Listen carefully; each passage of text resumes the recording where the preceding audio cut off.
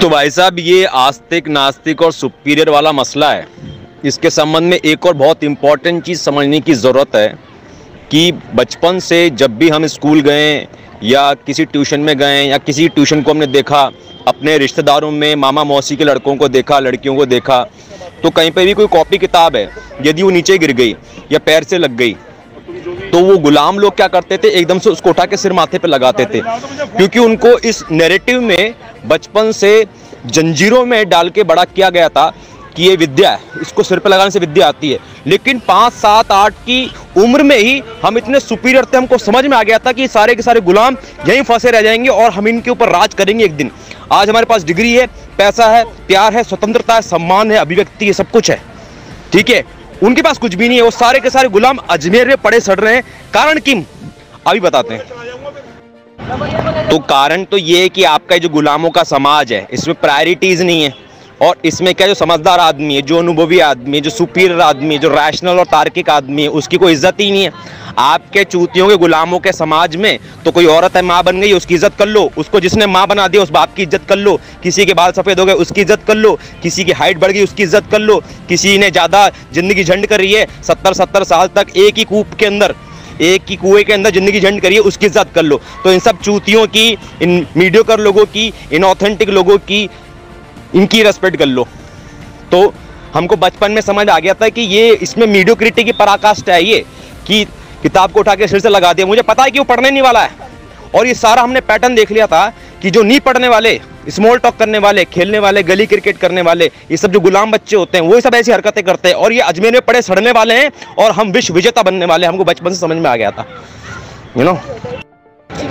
तो अति बाल्यावस्था से हमको ये बात क्लियर हो गई थी कि रेस्पेक्ट क्या होती है और इज्जत क्या होती है। जैसे कि चप्पल है, चप्पल की इज्जत क्या है कि उसको इज्जत से पहनो, गंदी हो जाए तो साफ कर दो, कुछ टूट फूट जाए तो रिपेयर कर दो, ज़्यादा टूट फूट हो जाए तो रिप्लेस कर दो। किताब की इज्जत क्या है, उसको खोलो और पढ़ लो, ज्ञान ले लो। अब वो थोड़ा ज़्यादा समय तक ज्ञान लेने के काबिल रहेगी, रेफरेंस लेने के लिए काबिल रहेगी, इसलिए उसको इज्जत से कहीं रख दो कोने में, या जिल्द चढ़ा के रखो, या उसको कहीं पानी वानी से दूर रखो, ठीक है। ये किताब की इज्जत हो गई, सिंपल सी बात है। किताब को पढ़ लिया तो उसकी इज्जत हो गई, और पढ़ने लायक उसको बनाए रखा तो इज्जत हो गई। उसको यदि कोने में रख दिया, उसको एक धार्मिक किताब बना दिया, उसकी यदि पूजा करने लग गए, वो यदि चरणों में गिर गई तो माथे पे लगा दिया, महापाप कर दिया भाई साहब, और परिचय दे दिया कि तू इनफाइनाइट चूतिया आदमी है, इनफाइनाइट चूतिया समाज से बिलोंग करता है, इनफाइनाइट चूतिया रहेगा, और तेरी नस्लें भी इनफाइनाइट चूतिया रहेंगी। प्लीज अंडरस्टैंड, ठीक है भाई साहब। तो ये हमने चप्पल की इज्जत बता दी, किताब की इज्जत बता दी। आदमी की इज्जत कैसे होती है? आदमी कौन है? आदमी मैथ्स का टीचर है सामने, तो मैथ्स की टीचर की इज्जत कैसे होती है? मैथ्स की टीचर की इज्जत होती है, मैथ्स के टीचर ने जो चैप्टर आज शुरू करना है उस पर जो उसने बोर्ड पर लिखा है वो अपनी कॉपी में लिख लो, जो होमवर्क में दिया है वो होमवर्क कर लो, जो समझ में आया है वो उसको बता दो, जो समझ में नहीं आया है वो भी उसको बता दो, बस डील क्लोज। उसके बदले में या तो पहले आपने फीस दे दी होगी या बाद में फीस दे दी होगी, है ना।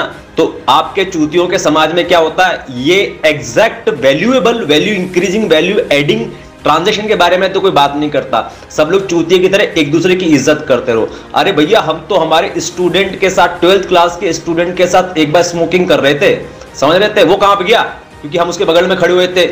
लेकिन हमारा ये इंटेंशन था कि वो उसने होमवर्क किया है कि नहीं किया, उसको square root of X square plus A square का इंटीग्रेशन पता है कि नहीं पता, स्मोकिंग तो कर रहा है वो तो ठीक।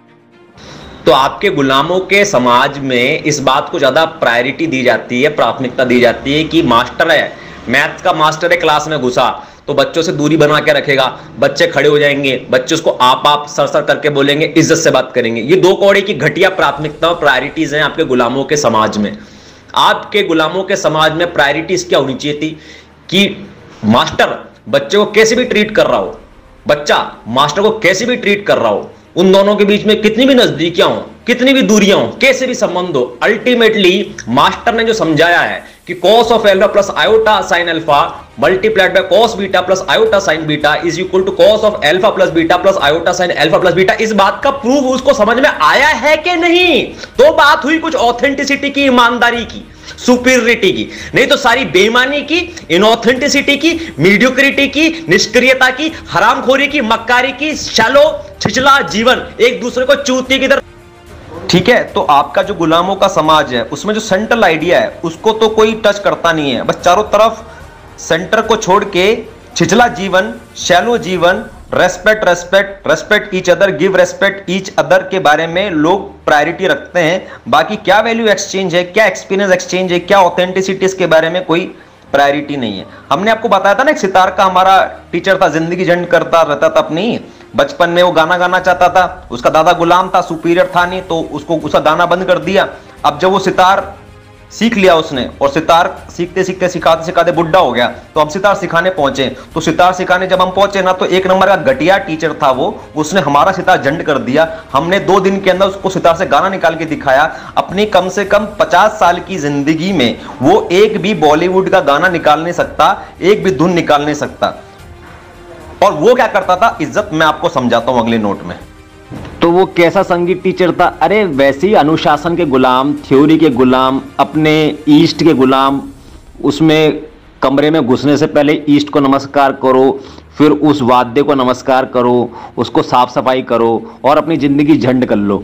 अब एक बुढ़ा आदमी है, तो तेरे से ये पूछा था मैंने, रघुपति राघव निकाल के तो दिखा मेरे को। गधे की तरह सा सा रे गागा गागा मामा मामा नाना नाना पापा पापा चा चा चा चा चू चू चू चू चू ती ती ती ती या चूतिया, इनफानेट चूतिया। उसके सामने उसका सितार लेके भाई साहब, और जिंदगी में ये जो घटिया सम्मान होता है ना अपने कला का, वो हमने कभी किया नहीं गुलामों की तरह कि वाद्य यंत्र को हाथ जोड़ रहे हैं। अबे उसका अभ्यास करना होता है, सुबह से लेकर शाम तक कुत्ते की तरह उसमें लगना होता है, सारा दर्द निकालना होता है, पू पू कर करके, पै पै कर करके, टै टै करके, टंग टंग करके, तब जाके इज्जत होती है। संगीत की चूतिया है तुम्हारी सभ्यता, तुम्हारे संस्कार। समझ रहे हैं ना? मास्टर डिग्री थी उस चूती के पास सितार में। ठीक है, संगीत के विद्वानों के बीच में कम से कम 40 साल रहा था वो। हारमोनियम वाले, तबला वाले, गायन वाले, सितार वाले, थ्योरी वाले, बड़े बड़े विद्वानों के बीच में जब उसके पास सितार हम सीखने गए तो एक गाना निकाल नहीं पाया वो सितार पे। आप समझ रहे हैं? जिंदगी भर उसने ये संस्कृति और सम्मान और विद्या इस सब में झंड किए थे अपने। उसके पीठ पीछे सब नौकरी वोकरी को लात मार के इंस्ट्रूमेंट्स हमने उठाए हैं। 5 इंस्ट्रूमेंट्स हमने बिना किसी संगीत के टीचर के साधे हैं भाई साहब। कम से कम 100 बॉलीवुड के गाने अब भी खड़े खड़े निकाल सकते हैं, हर म्यूजिकल इंस्ट्रूमेंट से धुन निकाल सकते हैं बिना कोई यूट्यूब दिखे। समझ रहे हैं? इसको बोलते हैं इज्जत संगीत की, इसको बोलते हैं इज्जत सरस्वती की। सरस्वती की इज्जत अभ्यास करने से आती है, प्रायोरिटाइज करने से आती है, माइंडफुल रहने से आती है, अपनी जिंदगी में इंक्लूड करने से आती है, चूती की तरह पूजा करने से नहीं आती। तो समझे ना भाई साहब, हमसे ज्यादा इज्जत देने वाला और इज्जत समझने वाला, इज्जत का मतलब जानने वाला व्यक्ति हमने अपनी जिंदगी में कभी ना देखा, ना कभी उससे मिले, ना हम जानते हैं किसी किताबों में, ना कोई इतिहास में ऐसा कोई बाबा स्पिरिचुअल टीचर आया। क्या समझे?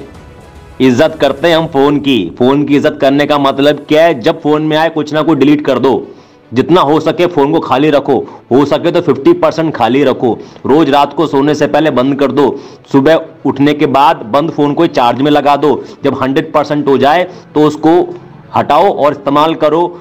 चार्ज में लगा के मोबाइल को इस्तेमाल मत करो। ये होती है फोन की इज्जत।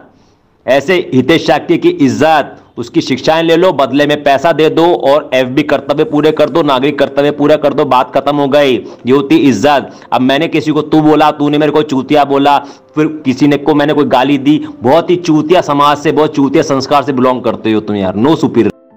तो आपके गुलामों के समाज में ये छिछला सम्मान, शैलो रेस्पेक्ट कितना लोगों का बलात्कार करता है, कितने गलत लोगों को इज्जत मिलती है, और उस इज्जत से वो जिंदगी भर डोपामिन लेते हैं। जिन लोगों की गर्दन काट के चौराहे पर लटका देनी चाहिए, वो आदमी हमारे सारे समाज में सबसे ज्यादा इज्जत लेता है।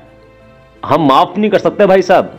वो हरामखोर मामा, कांग्रेस का गुलाम मामा, जिसकी वजह से जो 50 साल से फक्र से कांग्रेस को वोट दे रहा है। 50 साल में कोई भी चुनाव 5 साल में एक बार आता है, तो 10 बार आया होगा कोई भी एक चुनाव। ऐसे 3 चुनाव आते हैं, 30 चुनावों में उस हरामखोर ने कांग्रेस को वोट दिया होगा फक्र से, जिसकी वजह से सोफिया की 250 लड़कियों का बलात्कार हुआ। आप सोचिए, जिस हरामखोर मामा को के टुकड़े टुकड़े कर देने चाहिए, उसको इज्जत दे रखी है सबसे ज्यादा। मामा जी बोल रखा है, जी।